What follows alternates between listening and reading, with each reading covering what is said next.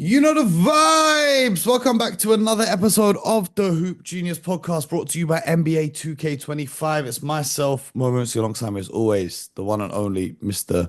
BJ Armstrong. BJ, how's it going, brother? Can't complain, Mo. Can't complain, and just out moving and grooving a little bit, but it's all good. Yeah, it was an interesting night in the NBA with almost every team in action. And a few things stood out to me. Let's dive right into them. The first one, the Cleveland Cavaliers stay undefeated against the Milwaukee Bucks team, who was without Giannis Antetokounmpo. But I actually saw a really interesting video. It was of Kenny Atkinson, the new coach of the Cavaliers, and it was during an off-season workout in a gym in New York, and he was talking about when he was an assistant in Golden State, and he said everyone talks about Draymond's defense Oh, and hold on, Mo. Someone's at my door. Hold on. God, oh, hold okay, on. okay, So, okay, hold on, okay. hold on, hold Yeah, we're on, not hold even on, gonna edit this out hold because on. I'm tired.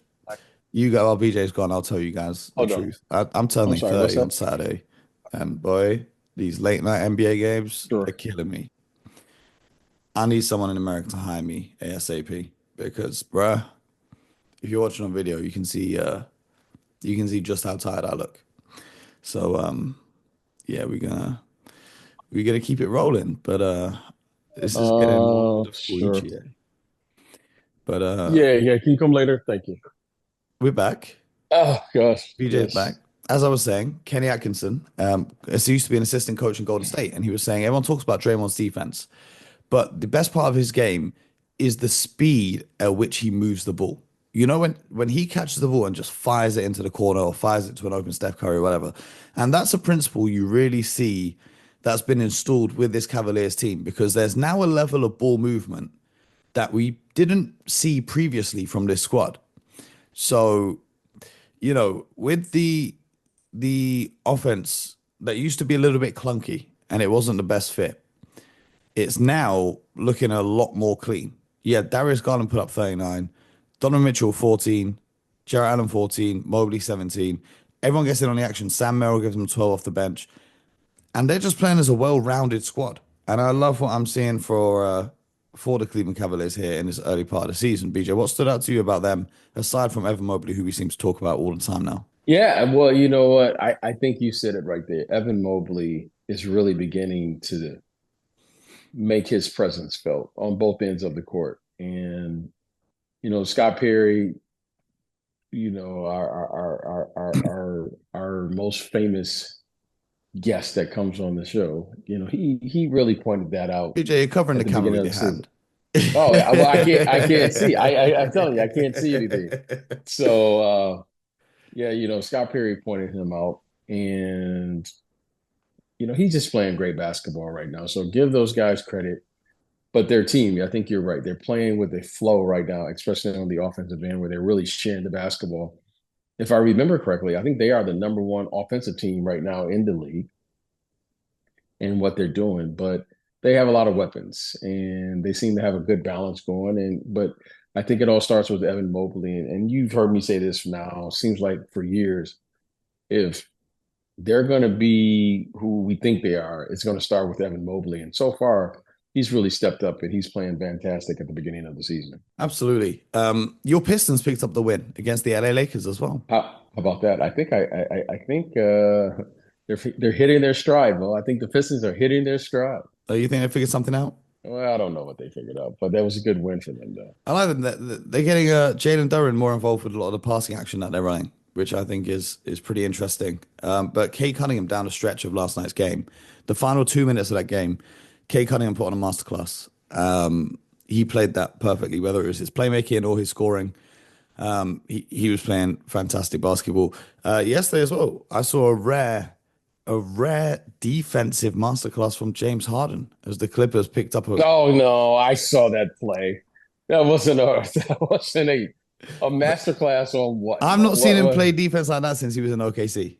Okay, so what did he do? I saw the play. So describe the play to us for those of us who hadn't seen the play.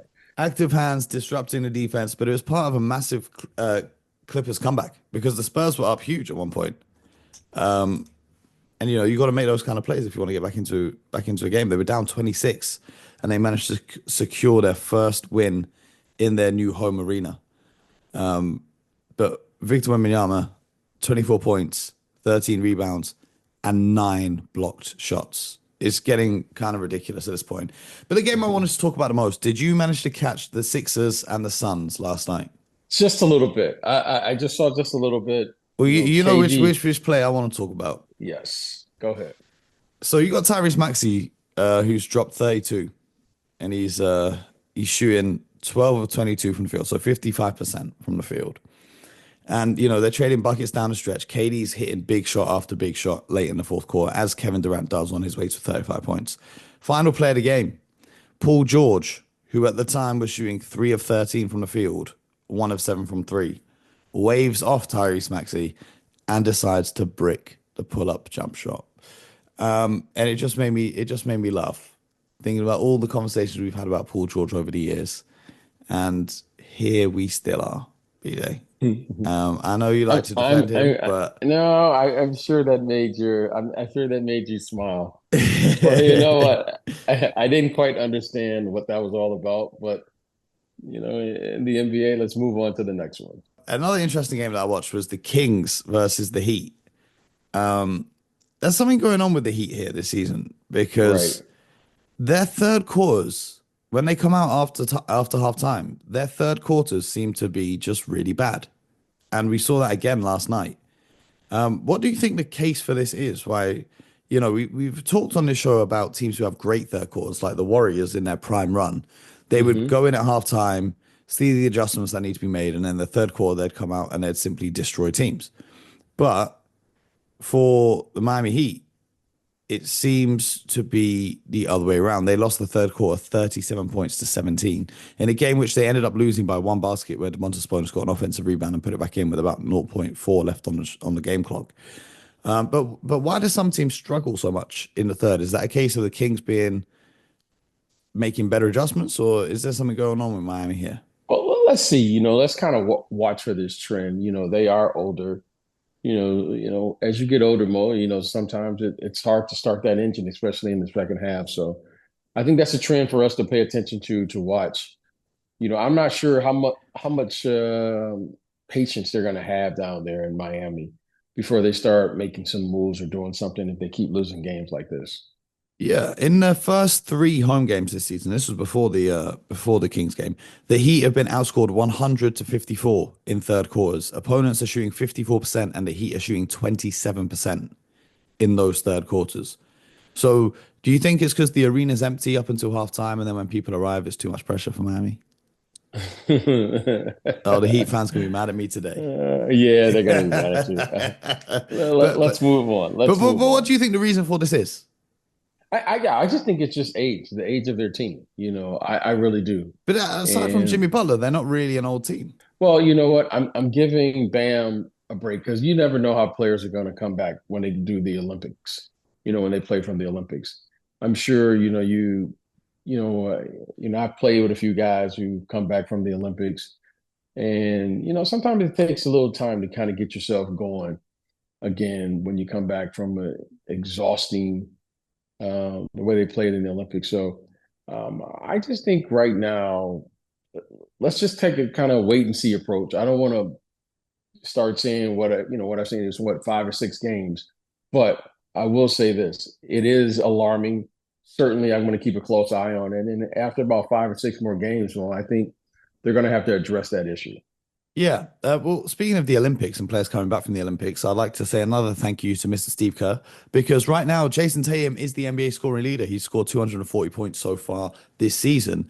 And as you like to say, he's a notorious slow starter. But if you look at just scoring in the first quarter so far this season, Jason Tatum has put up 106 points in the first quarters he's played. The second place on the list is Anthony Edwards with 71. So he's getting out there. Like last night against the Hawks, he was getting out there and he was cooking from early. And you watch these games and you think, if the games were just a bit closer, he could probably go for like 40 or 50, but they don't even need to play him in the fourth anymore.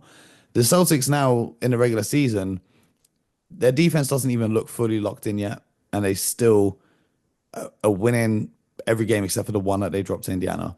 But they've still been without Porzingis.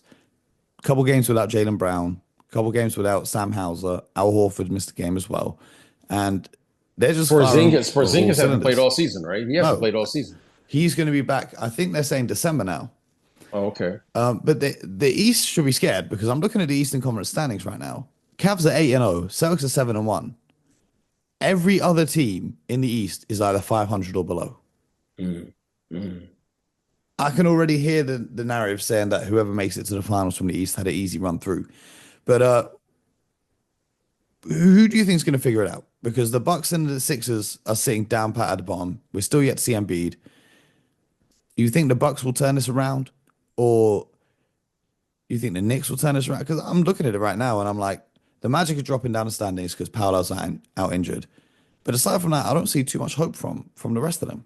Well, I think right now, if you look at, the first, 6, 7, 8 games that teams have played, those two teams that you just mentioned, they're head and shoulders. They look or appear to be this early in the season head and shoulders above the rest of the league. Now, Philly will get a bump once Joel comes back.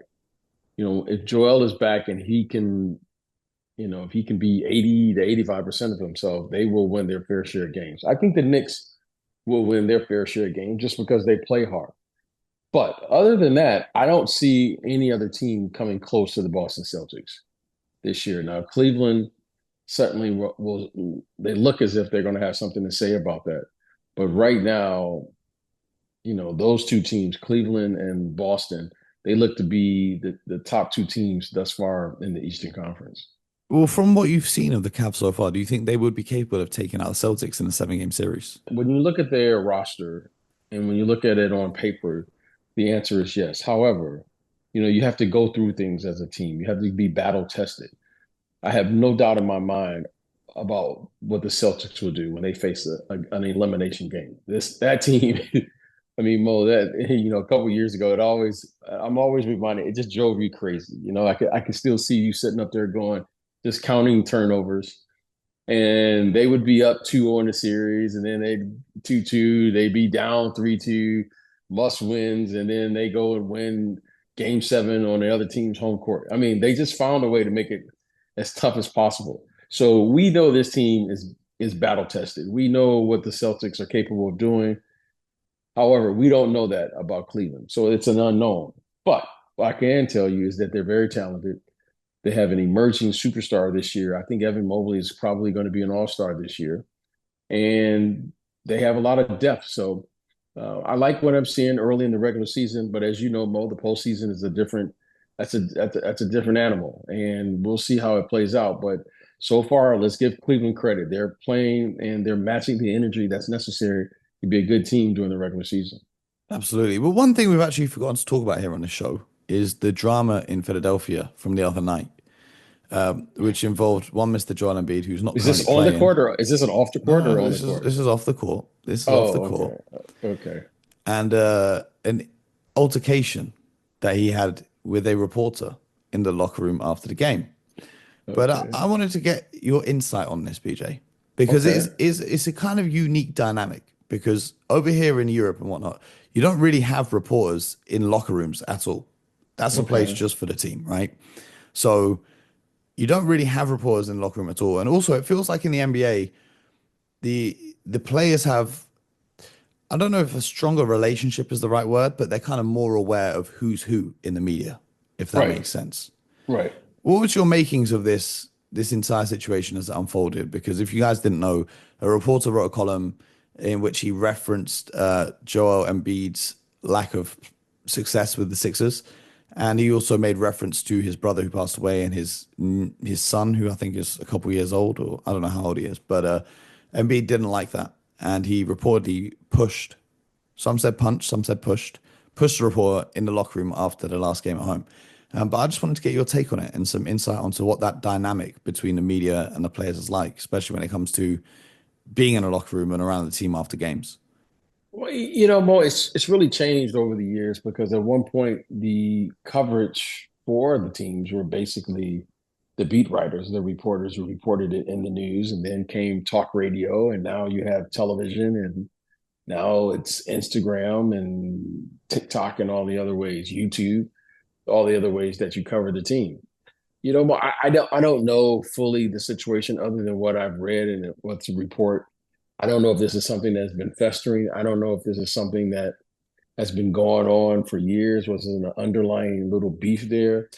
However, you know, this is the one thing that I learned very quickly, actually, my first day on the job. You know, behind those uniforms, behind all of that stuff, there are people and there are human beings. And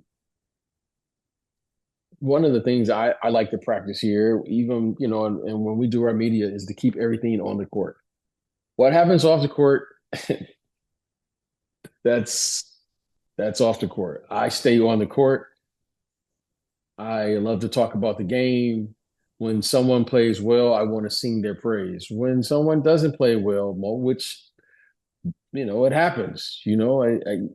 That's you point that out and then you move on. But When someone doesn't play well, we hear, Mo, the floor is yours. And then yes, yeah, I just, it's because I want to believe that everyone is trying their very best, because that's one thing I can say about my career is I certainly tried every night. I didn't play well every night, but I tried. Um, so I don't know what happened. It's a very unfortunate situation because you know what to this day, I'm still friends with a lot of people who covered me when I played. I'm still friends with a lot of people who cover the game, and there's some good people. However, I'm not naive to the fact that yeah, it does happen when people cross the line on both ways, right? It's not always people reporting the game cross the line. Sometimes it's the other way around too. So, but you don't like to see incidents like this because it takes away from the game itself, right? We're talking again about something that didn't happen on the court. I want to see JoJo on the court. I want to see him playing at an elite level. I want to see him out there getting to the free throw line 20 times so you can complain about how he's drawing fouls. That to me, you want to see him at the free that's throw what, line 20 times. No, thank yeah, you. I just want to see him playing, right? I just want to see him out there playing. I don't want to hear about this. I don't want to see this because this is another thing. It's just another distraction to the game itself. When he's playing, he's one of the best players in the game today, and just a very unfortunate situation. Hopefully, it doesn't happen again, and whatever happened, hopefully, those two can learn from it and move forward. Absolutely. Absolutely. Well, interestingly, there's no games tonight in the NBA because it is election day for you over in the United States, I believe. We Yeah, we're yeah. not going to talk politics on this show, but that's not what we do here. But let me ask you Wow, is this. that the only thing you won't talk about, Mo? Is that the only thing you won't discuss? There are many things I won't discuss. We keep it on the court here. But I did have one political question for you, BJ. Yes, sir. If you had to nominate one NBA player to be president of the United States, which player would that be? To be president? President. Who comes to mind is Malcolm Brogdon. His nickname is the president. Is that his nickname? Okay, that's who I would nominate. That's Why? who I would know. He has a calmness about him. He has he just I don't know. Is it because He he has a seems like voice like Obama? I don't know if he has a voice like Obama. I don't know about Next time that. you hear Yeah. a Malcolm Brogdon interview, just close your eyes and it'll be Obama answering the interview But question.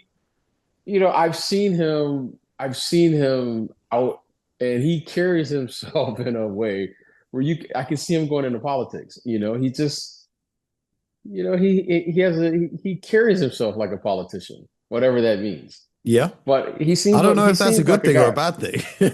Well, that's what I'm saying. Well, in today's what a politician, what we all, I think, our underlying hope for politicians. That's what he reminds me of. And I'm not saying in today's world it's not like that, but who would be the vice president? vice president, Steph Curry. Yeah. Yeah, it's Steph. So he'd be good at good quotes. He's going to do the right thing. All the fundraisers would be terrific. Yeah. Great golfer. Yeah. Yeah, Steph Curry. Give me I, I give me get, I Jaylen get Brown for president. Jaylen Brown. Give me Jaylen Okay, Brown for president. And do you know who I want as my vice president? Who's that? Draymond Green. Because we're going to walk into every negotiation with every other country and we're going to win every negotiation because they're going to be terrified. You Okay, think any other well, country is going to start a war with us? Hell no. We can settle this that right now in the Oval Office. Draymond, come through. would be pretty funny. That's Mhm. that's my take on it. That's as political as I'll get. That's as Okay, political as I'll get on this show. all right, I'll go with that. But yeah, day off from NBA games. Finally can catch up on some sleep, and then we'll be back tomorrow with more from the Hoop Genius podcast. Nice quick episode for you guys today. Appreciate you. Subscribe to the show, YouTube, Spotify, Apple, wherever you get your podcast from. And most importantly, until next time, get buckets.